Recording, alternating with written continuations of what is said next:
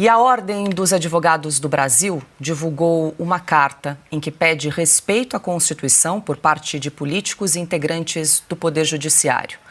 A entidade alerta para a necessidade de prudência e limites e também manifesta preocupação com prisões e medidas cautelares severas contra réus antes do trânsito em julgado de sentenças, como é o caso do ex-presidente Jair Bolsonaro, que teve medidas cautelares impostas pelo ministro do Supremo Tribunal Federal, Alexandre de Moraes.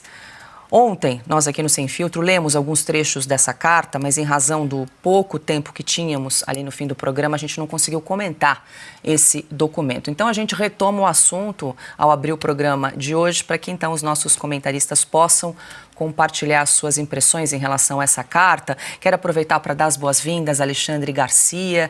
Muito boa noite, Alexandre, seja bem-vindo. Mais uma semana muito tumultuada no Brasil, principalmente em Brasília. A gente vai falar sobre o que aconteceu na Câmara dos Deputados nesta semana, mas como você bem nos disse, né, isso é matéria-prima para o jornalismo, para o nosso trabalho.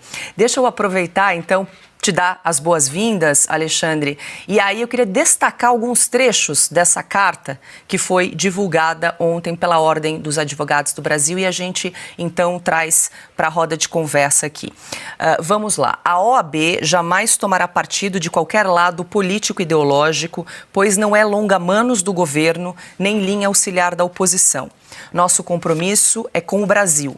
Exatamente por isso, a OAB não pode se calar diante de excessos de qualquer natureza e origem institucional.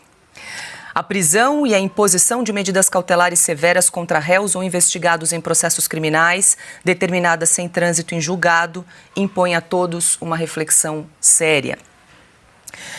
Na sequência, a atuação do Supremo Tribunal Federal, cuja missão é proteger a Constituição, deve sempre seguir os princípios que sustentam a própria democracia.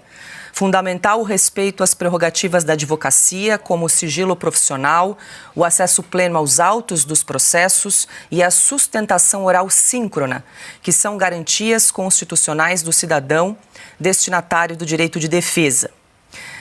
A ordem seguirá independente e crítica, ativa e propositiva, e reafirma: somos agentes da legalidade, nossa missão é proteger o Estado democrático de direito e o país contra quem quer que seja.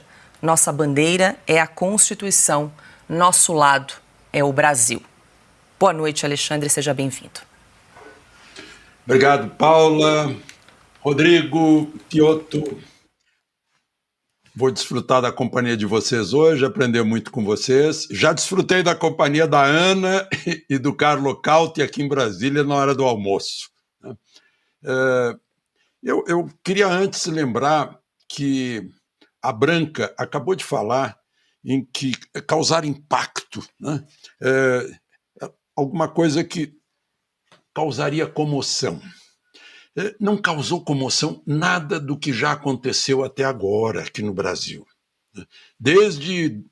Tem 6 anos já o inquérito do fim do mundo, e não causou comoção, e deveria causar comoção em todas as nações democráticas do mundo e para todos os democratas, menos na Coreia do Norte, é claro, tudo que aconteceu. A OAB ficou silenciosa. O meu artigo na revista Oeste de hoje fala em um vento norte que chegou agitando as coisas. Parece que o vento norte agitou a OAB também. É bom lembrar que esse texto saiu de todos os presidentes regionais da OAB, né, e mais o Conselho Federal da OAB. Então, é o topo da OAB, que abrange todas as cores políticas.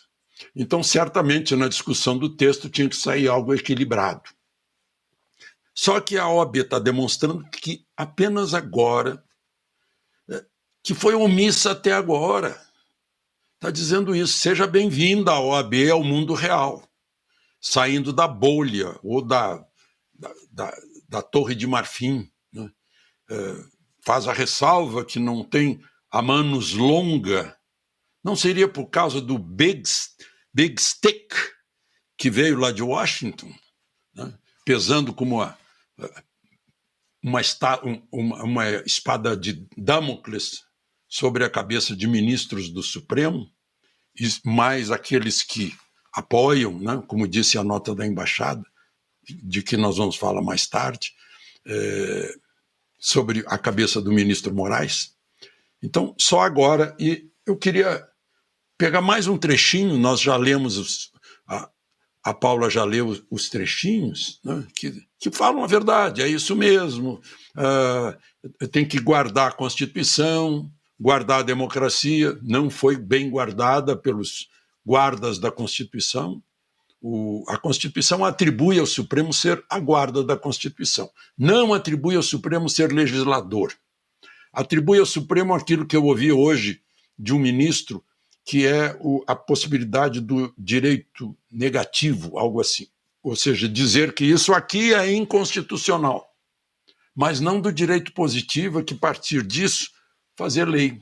A lei quem faz é o legislativo.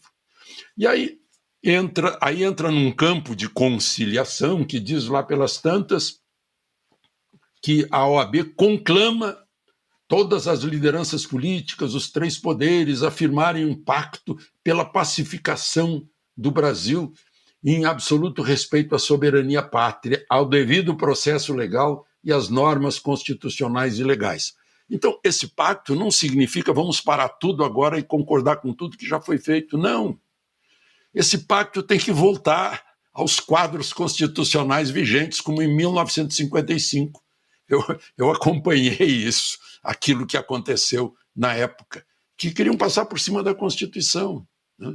Mas não foi permitido, houve um freio. E agora os freios e contrapesos previstos na divisão dos três poderes não funcionaram, nem estão funcionando, porque o presidente do Senado não quer que funcionem. Então, fica difícil fazer um pacto desse jeito, né? O pacto é voltar à normalidade. Esse pessoal do 8 de janeiro, né, ir para a primeira instância e investigar o crime de cada um, se é que cometeu o crime. Individualização, com uma pena correspondente, proporcional, né? Ao mesmo tempo em que anular tudo que foi feito, em que não tem promotor, o juiz é o ofendido, né? A corte é a ofendida quando se criou esse processo pelo ministro Dias Toffoli, né? Ex-advogado do governo petista e ex-advogado do PT, né? Que é outra coisa que a pessoa normalmente, como me ensinou meu avô, se declara impedida. Eu não posso, porque eu já trabalhei nisso aí. Então, e anular isso tudo, que foi ilegal, né? Tem muita gente que chama de irregular. Não, não é irregular, não. Irregular é quando sai torto. Foi ilegal mesmo, né? E agora está nessas condições. A gente vê a OAB se levantando, finalmente, acordando, né? A gente vê o povo perdendo o medo, e a gente vê o Congresso reagindo em ebulição, e, como eu disse no artigo da Revista Oeste, é o vento norte que provocou tudo isso. Paula.